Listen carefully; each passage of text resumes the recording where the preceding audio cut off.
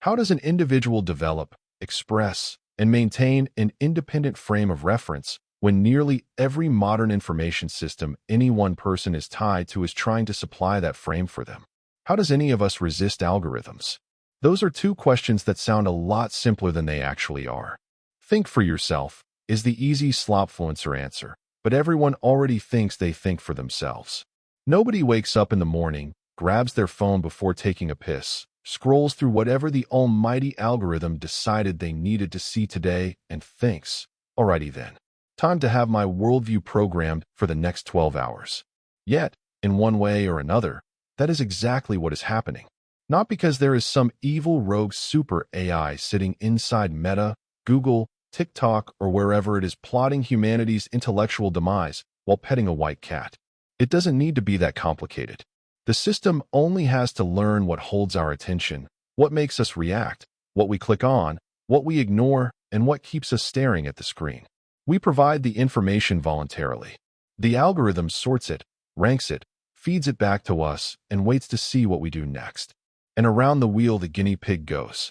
Eventually, the much harder question becomes whether the information being placed in front of us is helping construct our worldview or whether our worldview is independently deciding what to do with the information being placed in front of us. Those may sound like the same thing. They aren't. Those questions have three separate problems embedded inside them: develop, express, maintain. How do you develop an independent frame when someone or something else is constantly supplying the raw material? How do you express that frame when the systems responsible for distributing it couldn't give two shits and a fuck whether what you're saying has intellectual value if nobody clicks on it? And assuming you somehow manage both, how do you maintain that independence without eventually crawling into another comfortable little tribe, echo chamber, ideology, or counterculture that simply supplies a different frame for you? That's where this gets interesting, because resisting an algorithm isn't really about defeating computer code. It's about figuring out how much of you is still making the decisions. Develop. Where does your frame of reference actually come from? Another way to ask this is, how do we construct our own worldview when most of the information we use to construct it has already been selected, ranked, framed, filtered, and repeatedly shoved down our throats before we even get a chance to think about it? Modern information systems increasingly substitute exposure for experience. Something appears repeatedly enough over time, so naturally it starts to feel important. That might happen relatively quickly, or the curve could be so long and gradual that none of us ever notice there is a repeating pattern underneath it at all. It just becomes part of the background noise. Noise pretending to be signal. Something posted to the almighty algorithm receives enormous engagement, so we assume it must be breaking or viral. Something else disappears from the feed, and psychologically it almost ceases to exist. I will post this essay, and few will see that I have even posted it. That is one of the stranger parts of all this. People increasingly weigh information by exposure rather than merit. We see something everywhere, over and over, and assume everyone else must be talking about it. We see the same behavior performed over and over again and eventually assume that behavior must be normal. Meanwhile, the thing being amplified might represent some microscopic fraction of humanity that most of us would never encounter in our actual lives. The screen changes the scale. Do that long enough and visibility starts masquerading as reality. Repetition becomes familiarity. Familiarity becomes normality. And somewhere inside that process, without anyone announcing when the switch happened, I keep seeing this quietly becomes this is how things are. That is exactly where an independent frame of reference has to start fighting back. Not by automatically rejecting whatever appears on the screen. That would just be another supplied reaction wearing a cute little rebel hat. The point is to deliberately reverse the order in which information becomes something we believe. Experience connects to observation to a hypothesis. We then investigate and research, followed by a conclusion. Instead of, exposure connects to repetition to familiarity to an assumed truth. The instead of process is easier. It requires almost nothing from us, which is probably why it works so fucking well. Assumed truth is basically what happens when something feels true enough at the beginning that we never bother checking whether any of the things supporting that feeling are, actually true. The emotional value gets assigned first. Everything afterward gets interpreted through that lens. That doesn't mean emotion is useless or that personal experience automatically makes someone right. Both can trip us up just as easily as an algorithm can. It means there has to be a process between seeing something and believing something. Observation isn't conclusion. Suspicion isn't evidence. Repetition isn't verification. Popularity isn't reality. And your first reaction to something isn't some sacred transmission from the intellectual gods that must now be defended until death because your brain happened to fart it out first. Sometimes the original hypothesis survives the investigation. Sometimes it gets stronger because the evidence keeps supporting it. Sometimes the whole fucking thing collapses because one assumption near the beginning turned out to be wrong. Good. That's the process working. An independent frame isn't developed by always arriving at some unique conclusion nobody else has. Sometimes the independent conclusion is exactly the same one everyone else reached. The difference is how you got there. Did you arrive there? Or were you delivered? Express. What happens when your independent frame doesn't perform? That sounds like a strange question because ideas are not supposed to perform. They're ideas. They can be good, bad, brilliant, stupid, factual, completely wrong, somewhere in the middle, or something we haven't figured out yet. But once an idea gets uploaded to the almighty screen, none of those things are necessarily what determines whether anyone actually sees it. Now it has to perform. This creates another problem with expressing an independent frame of reference. How do we communicate that worldview when the systems responsible for distributing it reward conformity, reaction, popularity, engagement, and/or pay the platform outright more than independent thought? This part hits a little more personal for me because I have been posting online for decades. I can spend hours, days, sometimes weeks thinking about something, researching it, conferring with AI, writing it, rewriting it, questioning whether what I am saying actually makes logical sense, recording it, editing it, coding it, and finally posting it. 10 people might see it. Meanwhile, someone points a phone at themselves, says something completely fucking stupid that makes people angry, and 4.7 million people see it before dinner. Under the algorithm's measurement system, they won. Under an actual intellectual measurement system that tells us absolutely fucking nothing about which one contained more actual value. That's the weird contradiction created by the attention economy. We have confused visibility with value, followers with legitimacy, views with currency, and popularity with substance. If enough people click something, the numbers themselves begin functioning as proof that the thing deserved to be clicked in the first place. The algorithm sees engagement, supplies more exposure. The exposure creates more engagement, and around the guinea pig will we go again. Except this time there is another person involved, the person trying to say something. Because eventually you notice. You notice nobody is reading it. Nobody is watching it. Nobody is listening to it. You see what does get attention, and the temptation becomes obvious. Shorten it. Simplify it. Make it angrier. Make it more emotional. Pick a side. Say the thing people already expect someone like you to say. Throw some rage bait into the title. Maybe say something about gender or who has sex with who because for some reason that is now everyone's business, and our people wear it like a badge of honor. Maybe put a stupid fucking face in the thumbnail with your mouth hanging open like you just witnessed the second coming of Christ behind the camera. If none of that works, you can just pay for fake engagement. That's right. If none of that works, you can just pay for engagement. That's also right. Most of these platforms have another algorithmic layer where you can pay the platform directly to put your shit in front of more people. Network administrators call this traffic. We dress it up with words like reach, impressions, and engagement. But underneath all that marketing bullshit, it's web traffic. You paid the machine, so the machine opened another lane. That doesn't mean everyone who comes through that lane is fake. That's not the point. The absurdity is that visibility itself is now something you can purchase. Your idea didn't become smarter.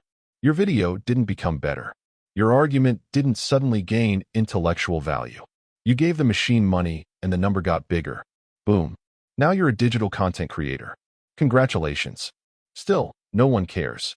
Under this logic, independent expression requires accepting a genuinely unpleasant possibility. You may have something worthwhile to say, and almost nobody will hear you. Andrew Wilson described part of this on the Joe Rogan Experience number 2535 as fighting the algorithm while having something to say with absolutely no following. That hit me because I know exactly what that contradiction feels like. Not because having no audience somehow makes an idea more profound. It doesn't. Obscurity isn't evidence of brilliance any more than popularity is. Something nobody reads can still be complete shit. The important part is what happens after nobody reads it. Do you keep developing and expressing the idea because you believe there is something worth exploring there? Do you challenge it, improve it, abandon it if the evidence eventually tears it apart? Or do you start changing what you say because you've learned what the machine rewards? That's where expression starts bleeding back into intellectual autonomy. If I change what I think because evidence changes, that's intellectual development. If I change what I say because nobody clicked it, that's something else entirely. At the heart of it, that is what slopfluence and/or creator slop mean to me. This only partially applies to my own experience. I have been posting aggressively since 1998 and writing full-time since 2020. I have posted fiction concepts, blogs, essays, videos, audio, commentary, and whatever other weird shit my brain decided needed to exist that week. I post everything individually and organically. I have built a decent following doing it, but nowhere near what the raw amount of material I've produced would suggest. Maybe the algorithm suppresses some of it. Maybe some of it simply doesn't perform. Maybe people don't give a shit. Probably some combination depending on what we're talking about. But that's almost beside the point. Because if I start changing what I actually want to say solely to solve that problem, the algorithm has finally accomplished something far more important than suppressing or promoting a post. It changed me. And maybe that is part of the independence we were looking for all along. The freedom to say something without requiring the machine to reassure you that saying it was worthwhile. Because if the algorithm ultimately determines what you're willing to say, it doesn't really matter whether you develop the thought independently or not. You handed the frame back anyway. Maintain. How do we maintain a genuinely independent worldview without eventually turning independence itself into another identity, tribe, ideology, or contrarian feedback loop? This may well be the hardest part. Because escaping one supplied frame doesn't mean you've suddenly become independent or cracked any cheat codes at life. You can go full punk rock, reject mainstream culture, shave half your head, put a safety pin through something that probably shouldn't have a safety pin through it, and then simply download the counterculture package instead.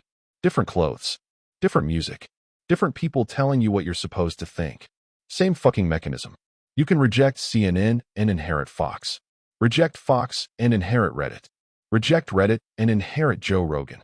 Reject Rogan and inherit some obscure Substack girl with 63 subscribers who assures you that everyone else is brainwashed while she posts pictures of herself half-naked and calls that culture or community. Congratulations. You escaped the matrix and immediately subscribed to another matrix with worse production values. That's the trap. I've been arguing and debating for almost a decade that prolonged exposure to curated information bubbles eventually produces people who speak a language that makes sense primarily to other people living inside the same bubble. Spend enough time there and assumptions become facts. References no longer require explanations. Everyone already knows who the good guys and bad guys are. Everyone knows which sources can be trusted and which ones must automatically be dismissed. Eventually, you aren't investigating an idea anymore. You're checking whether it fits the tribe. The underlying benefit only makes this worse because social media rewards certainty much more effectively than curiosity. Certainty is easy to package. Certainty fits inside a meme. Certainty works in a 30-second TikTok video. Certainty gives you heroes, villains, and something to be pissed off about before breakfast. I don't know, doesn't perform nearly as well. Neither does. I thought I knew, but after looking into it, I might have been wrong. That takes us back to skepticism. Real skepticism cannot only point outward. If everyone else gets questioned while everything already living inside your own head receives diplomatic immunity, you're not really being skeptical. You're just using skepticism as a weapon against information you already don't like. Possible and probable aren't the same thing. Neither are suspicion and evidence. Neither are consensus and truth. But rejecting consensus simply because it is consensus doesn't make someone an independent thinker either. Sometimes everyone else knows something you don't. Sometimes the expert really is an expert. Sometimes the mainstream explanation survives because after years of people trying to tear the motherfucker apart, It remains the explanation that best fits the available evidence. And sometimes it doesn't. The point is maintaining the ability to tell the difference. An independent frame of reference probably cannot be purely informational anyway. It has to contain lived experience because we are not emotionless, fact-processing machines made out of biomass. Human memory itself isn't some perfect database where we enter a search term and retrieve an untouched file from 1997. Most average people reconstruct things. We remember pieces. We reconstruct those pieces we remember. Emotion changes the weight of those pieces. Experience changes how we interpret them.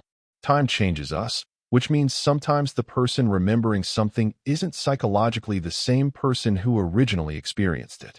Our frames come from books, arguments, failures, friendships, work, love, pain, memory, mistakes, observations, conversations, stupid shit we did 20 years ago, things somebody said that bothered us enough that we kept thinking about them, sometimes for years, and occasionally some random asshole on the internet accidentally making an excellent point.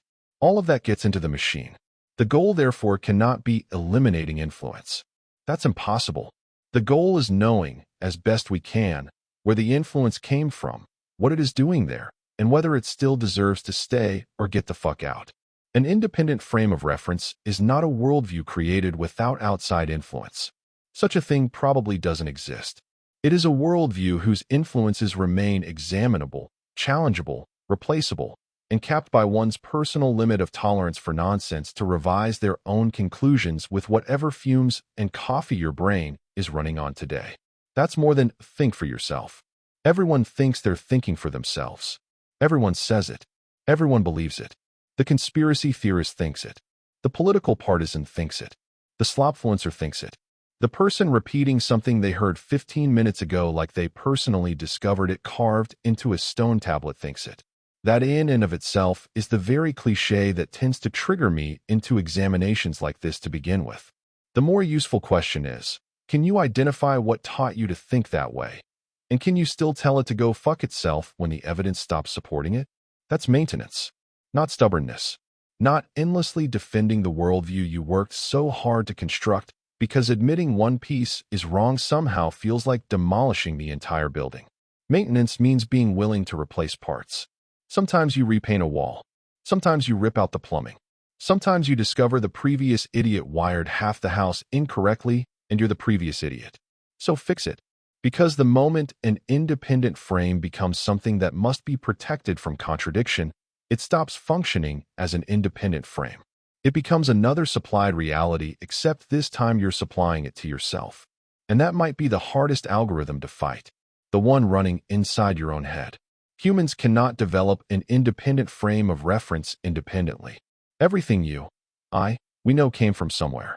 Parents, teachers, books, television, friends, enemies, culture, the internet, personal experience, algorithms, me, Joe Rogan, some drunk asshole at a bar 20 years ago who accidentally said something profound between two completely idiotic statements.